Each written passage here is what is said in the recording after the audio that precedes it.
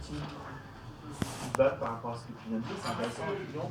L'idée du surréalisme aussi, on n'en a pas parlé, mais on aurait pu en parler, effectivement. C'est la subconscience de...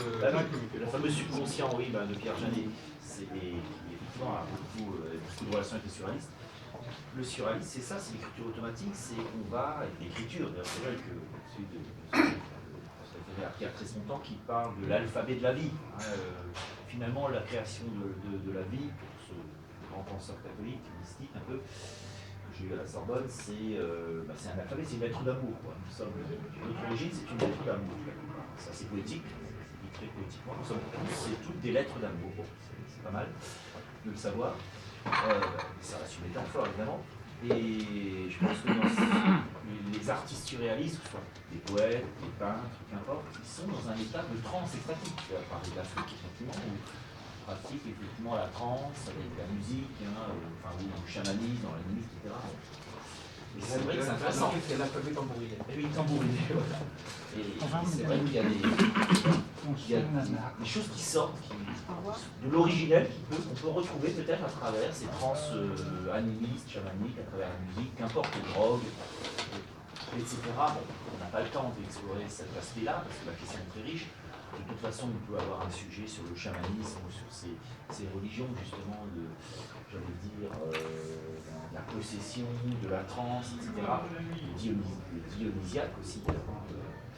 Bon, donc je ne vais pas être trop long puisqu'on a un petit peu dépassé le temps imparti parce qu'il faut encore faire donc, des mots de la fin. Et puis le poème de Roca. Et bien sûr, n'oublions pas le poème final de Gilles Roca, évidemment. Donc, ça viendra après les mots de la fin, avant le choix des sujets. Et puis évidemment, pour ceux qui ont un peu de temps, moi je reste toujours traditionnellement ici, je ne sais pas si tu restes, mais voilà, pour le tour, là, ce qu'on appelle la troisième mi-temps.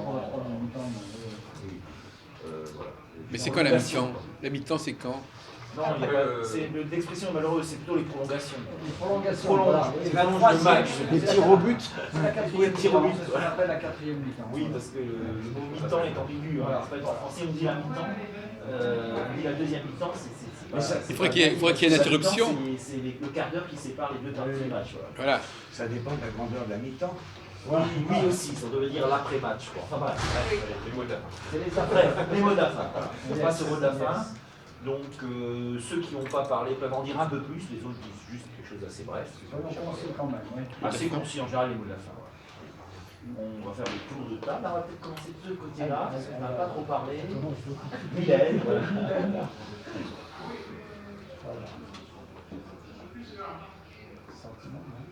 Oui, ça peut être un ressenti le mot de la fin. C'est pas forcément une opinion théorique, ça peut être un ressenti. Bon. Termine par la fin.